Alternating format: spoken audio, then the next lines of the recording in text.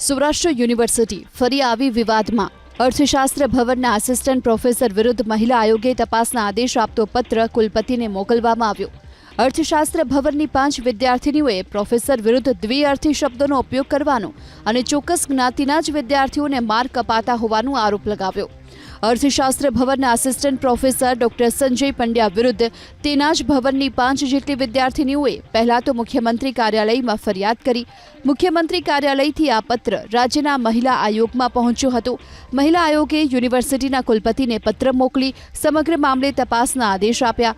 ABP અસ્મિતા સાથે વાત કરતા કુલપતિ ડોક્ટર ઉત્પલ જોશીએ કહ્યું કે લેટરમાં જે નામ લખ્યા છે તે સાચા છે કે કેમ, ફરિયાદી હકીકતમાં છે કે અનામી ફરિયાદ કરી છે તેની તપાસ થઈ રહી છે।